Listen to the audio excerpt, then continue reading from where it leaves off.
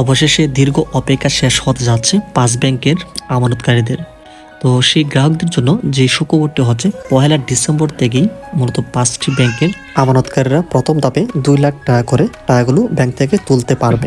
যতই রাষ্ট্র বলুক যে আমাকে সবাইকে 2 লক্ষ টাকা করে দেওয়া হবে, আমার এই মুহূর্তে 10,000 টাকার বেশি উঠার প্রয়োজন নাই। উঠানোর আমি কেন 2 লক্ষ টাকা উঠাতে যাব? কারণ এই ব্যাংকে আমার আমানত অবশ্যই সুরক্ষিত থাকবে, এইটুকু বিশ্বাস আমার আছে। তো এখানে কিন্তু বলে দিয়েছে অলরেডি, আমরা যে বিষয়টি দেখতে পেলাম। তো সেই গ্রাহকদের জন্য যে সুখবরটি হচ্ছে 1 ডিসেম্বর থেকেই মূলত 5টি ব্যাংকের যে একত্রীকরণের মাধ্যমে যে ব্যাংকটি তৈরি করা হয়েছে এখানে সম্মিলিত ইসলাম ব্যাংক পিএলসি, তো এটাকে মূলত তফসিলি ব্যাংক রূপে তালিকাভুক্ত করা হয় 1 ডিসেম্বর থেকে। এটা একটা সুখবর হচ্ছে।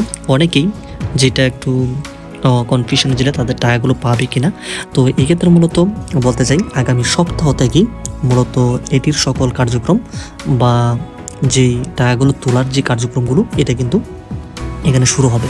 তো আগামী সপ্তাহ বলতে এখানে মূলত কবে লাগাত কত তারিখ থেকে এটি শুরু হচ্ছে সেই বিষয়টি আমরা ভিডিও শেষে থেকে জানিয়ে দেবো। তো এখানে আমরা আরেকটি বিষয় বলি, এখানে যে সম্মিলিত ইসলাম ব্যাংকটি এখানে গঠন করা হয়েছে এটা কিন্তু লাইসেন্সভুক্ত হয়েছে বাংলাদেশ ব্যাংক থেকে। তো এখন এই যে সম্মিলিত ইসলাম ব্যাংক এটি মূলত বাংলাদেশ ব্যাংকের অর্থাৎ মতিঝিলের যে শাখা রয়েছে বাংলাদেশ ব্যাংকের সেটার আন্ডারে কিন্তু এটি থাকবে, তারা কিন্তু এটাকে পর্যালোচনা করবে। এই ক্ষেত্রে কিন্তু বাংলাদেশ ব্যাংক অর্ডার 1972 রাষ্ট্রপতি 1972 সালের 1 নং আদেশে এটি মূলত 1 ডিসেম্বর থেকে এটি লাইসেন্স প্রাপ্ত হয়। এমনকি 1 ডিসেম্বর থেকেই জারিকৃত প্রজ্ঞাপন সব কিছু কিন্তু এখানে প্রয়োজনীয় ব্যবস্থা গ্রহণের জন্য একসঙ্গে সংযুক্ত করা হয়েছে। তো এখানে আরও অনেক কিছু তথ্য পাওয়া গিয়েছে যে আমানতকারীদের টাকা কেমন পরিমাণে পাওয়া যাবে, এমনকি কোন মাধ্যমে, এমনকি কত দফাতে পাওয়া যাবে সেই বিষয়টি সম্পর্কে যদি আমরা এখানে বলি, তো বাংলাদেশ ব্যাংক কিন্তু অলরেডি বলে দিয়েছে যারা এখানে আমানতকারী রয়েছে তাদের সকল টাকাগুলো একদম সুরক্ষিত অবস্থায় থাকবে। এটা হচ্ছে ফার্স্ট। দ্বিতীয়ত মূলত সেই আমানতকারীরা যদি চায় যায় আসলে তারা টাকা তুলবে, সেক্ষেত্রে আগামী সপ্তাহ থেকে এই টাকাগুলো তুলতে পারবে। তবে এখানে প্রথম দফাতে মূলত 2 লাখ টাকা পর্যন্ত তারা এই টাকাগুলো তুলতে পারবে।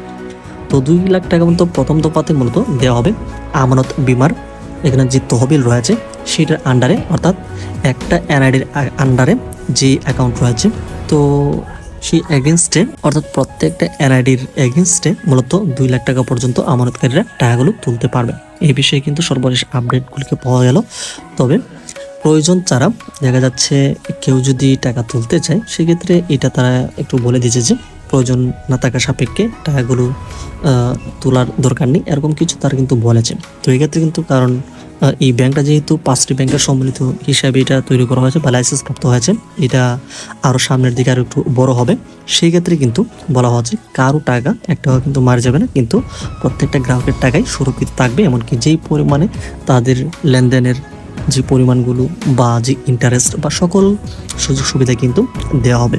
তো এটা মূলত 1 ডিসেম্বর থেকে এটা শুরু হয়েছে। তো আগামী সপ্তাহের যে রবিবার থেকে, তো দেখা যাচ্ছে শুক্র শনিবার তো এটা বন্ধ হয়ে যায় ব্যাংকগুলো, তো সেই ক্ষেত্রে মূলত রবিবার থেকে কার্যক্রমটা একদম পুরোদমে চলবে। তো আশা করা যাচ্ছে রবিবারের পরবর্তী সময়গুলোতেই মূলত এই 2 লাখ টাকা করে আমানত বিমার তহবিল থেকে সকলেই 2 লাখ টাকা পর্যন্ত এই টাকাগুলো তুলতে পারবেন।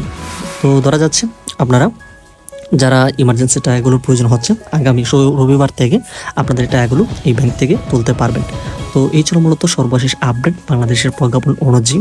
তো পরবর্তী আপডেটগুলিকে পাওয়ার জন্য বা ব্যাংক রিলেটেড সকল সাপোর্ট ইনফরমেশনগুলিকে পাওয়ার জন্য অবশ্যই চ্যানেলটিকে সাবস্ক্রাইব করে রাখুন।